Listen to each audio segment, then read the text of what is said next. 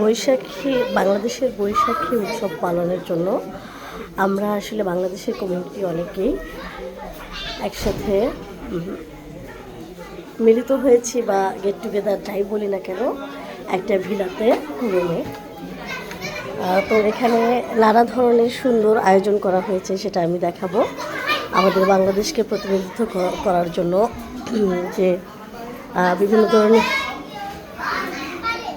পিঠা, তারপর হচ্ছে ভর্তা, বাঙালি খাবার যেটা সেটা আর কি।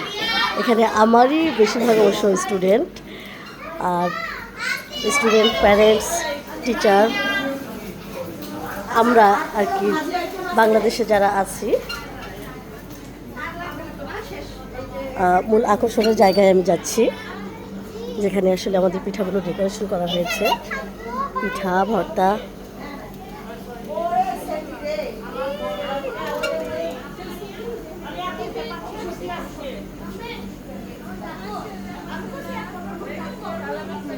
এখানে দেখাচ্ছি।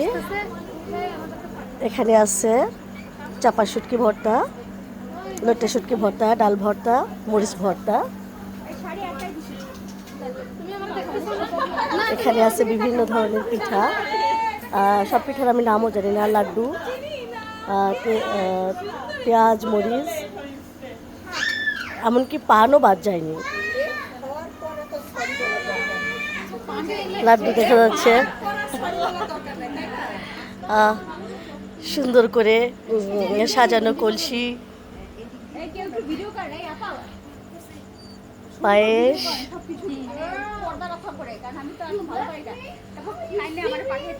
ভাজি, সেমাই, পিঠা, বেগুন ভাজি, এত সুন্দর করে ডেকোরেশন করা। আমি পুরোটা এনভায়রনমেন্টটা দেখাচ্ছি।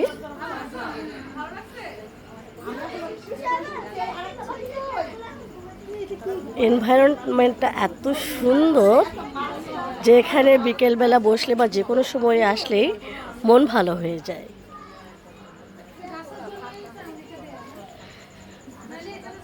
এখানে সুন্দর সুন্দর গাছ দেখা যাচ্ছে, বসার জন্য সুন্দর একটা জায়গা আছে।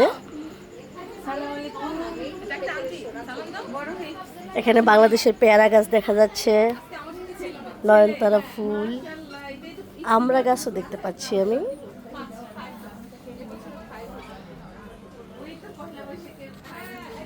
এইটা বোধহয় ডালিম গাছ, এটা সজনে গাছ,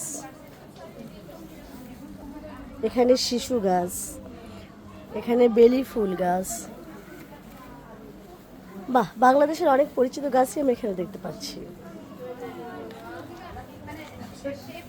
সন্ধ্যাবেলায় আসলে সবচেয়ে সুন্দর লাগছে আমার কাছে এই নিম পাতার যে সাদা সাদা ফুলগুলো, কি চমৎকার আড়াল করে রাখা হয়েছে, তারপরে দেখা যাচ্ছে। এখানে কলা গাছ দেখতে পাচ্ছি, পেঁপে গাছও, জবা ফুল গাছ। ওয়াও, কলা গাছে কলাও ধরেছে দেখা যাচ্ছে। এখানে কচু গাছ দেখা যাচ্ছে, বিরল, যেটা আমি কখনোই ওমানে দেখিনি।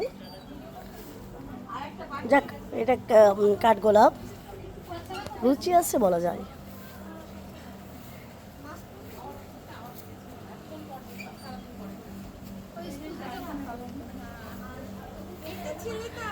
গাছগুলো দেখে আসলে আমার মনটাই ভালো হয়ে গেছে। সেই সাথে এই ডেকোরেশন সুন্দর করে, মানে সুন্দর ডেকোরেশনের পিঠাগুলো। শুধু তাই না, এখানে আমাদের যে ভাবিরা আছে তারাও চমৎকার ডেকোরেশনে আছে।